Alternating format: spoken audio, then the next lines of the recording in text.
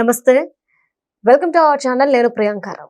ఈరోజు జోసెఫ్ విజయ్ ఆయన తమిళనాడు సీఎంగా ప్రమాణ స్వీకారం చేశారు. అయితే విజయ్కి శుభాకాంక్షలు చెబుతూ మోడీ గారు ఒక పర్సన్ గురించి ప్రస్తావించారు. ఆయన్ని కట్టప్ప అంటున్నారు. మరి ఎవరా పర్సన్, ఎవరా కట్టప్ప? దీని మీద డిస్కస్ చేద్దాం. మనతో పాటు సీనియర్ జర్నలిస్ట్ సిఎస్ రావు గారు ఉన్నారు. ఆయనతో మాట్లాడదాం. నమస్కారం సార్. నరేంద్ర మోడీ గారు చెప్పినట్టు ఎవరు కట్టప్ప? అసలు తమిళనాడులో కట్టప్ప ఎవరు ఒక మీటింగ్ లో చెప్పారు. ఎవరు వెన్నుపోటు పొడిచారు, ఎవరికి పొడిచారు అనే దాని మీద. యాక్చువల్గా తమిళనాడులో విజయ్ ప్రమాణ స్వీకారం అనేది అందరూ ఈ కళ్ళతో చూశారు, ఎలా జరుగుతుంది ఏంటి అనేది. అలాగే సినిమా ప్రముఖులు, రాజకీయ ప్రముఖులు వీళ్ళందరూ పోటీపడి ట్వీట్లు చేసి అభినందనలు తెలియజేశారు. నరేంద్ర మోడీ గారు వీళ్ళందరూ కూడా అభినందనలు తెలియజేశారు.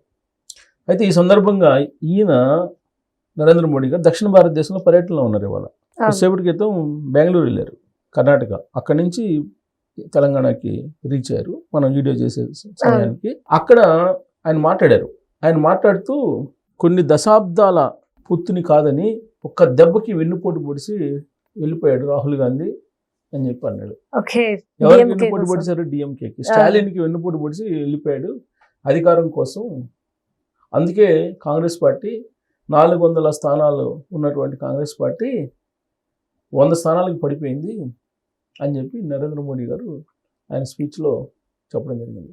వాస్తవంగా ఈ ప్రమాణ స్వీకారం, విజయ్ ప్రమాణ స్వీకారం డిఎంకే కాంగ్రెస్ పార్టీ మధ్య ఉన్న సుదీర్ఘమైనటువంటి పొత్తు ఏదైతే ఉందో దానికి బ్రేక్ చేసింది.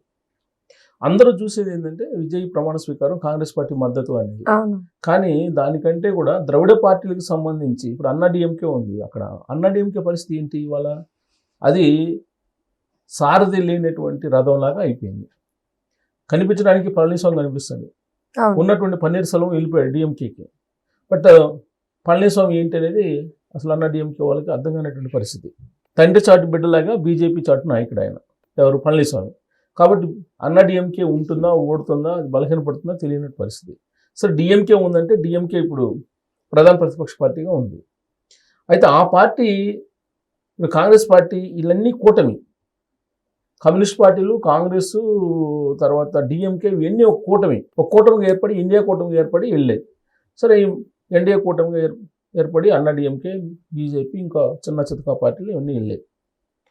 ఇప్పుడు కూటమిలో, ఇండియా కూటమిలో ప్రధానమైనటువంటి పార్టీలుగా ఉన్నటువంటి కమ్యూనిస్ట్ పార్టీలు విజయ్ పక్షాన్ని చేరిపోయాయి. అలాగే విసికే అనేటువంటి పార్టీ ఇప్పుడు విజయ్కి మద్దతు పలికింది. ఇంకోటి ఏంటంటే Indian Muslim League, all India Muslim League party, Muslim League party, అది ఇప్పుడు మళ్ళీ మద్దతు పలికింది. అది కూడా కాంగ్రెస్ పార్టీ, రాహుల్ గాంధీ చేసిన పనే అనేది. ఆల్ ఇండియా ముస్లిం లీగ్ పార్టీకి సంబంధించినటువంటి 2 ఎమ్మెల్యేలు కూడా విజయ్కి సపోర్ట్ చేశారు. అది కూడా రాహుల్ గాంధీ ప్రయత్నం చేసి ఖర్గేని దించి విజయ్ ప్రమాణ స్వీకారానికి లైన్ క్లియర్ చేశారు అనేది. అంటే ఇప్పుడు దాదాపు 30 సంవత్సరాలు, 25 సంవత్సరాలు పైగా కాంగ్రెస్ పార్టీని కాపాడుతూ వచ్చినటువంటి డిఎంకేని కాదని చెప్పి ఇప్పుడు కాంగ్రెస్ పార్టీ జెండా బీకేసింది. అక్కడ విజయ్ పక్షాన్ని చేరిపోయింది. ఇంతకన్నా ఎన్నుపోటు ఏముంటుంది అంటారు ఎవరు? నరేంద్ర మోడీ గారు. ఇంతకన్నా నమ్మకమైనటువంటి భాగస్వామిగా ఉంటూ నమ్మించి పోటీ పడిచారు. కష్ట సమయంలోనేమో మిత్రుడిని వదిలేశారు, అధికారంలో ఉన్నప్పుడేమో అధికారంలో భాగస్వామ్యం అయ్యారు. ఇప్పుడు డిఎంకే ప్రతిపక్షంలో ఉంది కాబట్టి వీళ్ళు వెళ్ళిపోయారు. సో ఇందుకన్నా కాంగ్రెస్ పార్టీ ద్రోహం, కాంగ్రెస్ పార్టీ నమ్మక ద్రోహం అనేది ఇంకొకటి ఉండదని చెప్పి కర్ణాటకలో నరేంద్ర మోడీ గారు చేసినటువంటి కామెంట్. సరే, ఇప్పుడు విజయ్ ప్రమాణ స్వీకారం చేశారు. విజయ్ ప్రమాణ స్వీకారం చేసేటప్పటికి ఆయనకు బలం ఎంత? ఇప్పుడు కొంతమంది ఏమంటున్నారు, విజయ్ ప్రమాణ స్వీకారం చేశారు, ఎల్లుండేమో బల నిరూపణ చేసుకోవాలి. 3 days టైం ఇచ్చారు. 3 days ఇచ్చారు. ఈ 3 daysలో బల నిరూపణ చేసుకోవాలి. ఈ బల నిరూపణ సమయానికి ఏమవుతుంది అనేది ఒకటి సందేహం వ్యక్తం చేస్తున్నారు. కానీ బట్ బల నిరూపణలో ఆయన బలం నిరూపించుకునే అవకాశం ఉంది. ఎందుకంటే రాహుల్ గాంధీ గారు వాళ్ళ ప్రమాణ స్వీకారానికి కూడా వచ్చారు, ఆయన కనిపించారు. ఇప్పుడు ఆయనకి 107 ఎవరికి? టీవీకి, plus 5 Congress party 12, VCK 2 14, CPI రెండు, రెండు. సిపిఎం 2, ఈ 2 పార్టీలు 4 అంటే మొత్తం 18 18.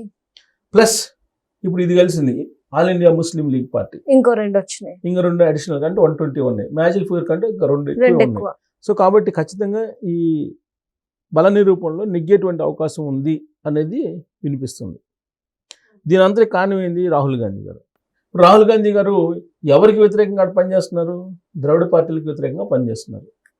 ఈ ద్రవిడ పార్టీలతో కలిసి ఇన్ని సంవత్సరాల పాటు ట్రావెల్ చేసి ద్రవిడ పార్టీల మద్దతుతోటి సెంట్రల్లో ప్రభుత్వాన్ని ఏర్పాటు చేసి సంకీర్ణ ప్రభుత్వాన్ని నడిపి ఇప్పుడు అదే ద్రవిడ పార్టీలకి వెన్నుపోటు కాంగ్రెస్ పార్టీ పొడిచింది. ప్రధానమైనటువంటి పార్టీ డిఎంకేకి అని చెప్పి నరేంద్ర మోడీ గారు ఇప్పుడు అంటున్నారు.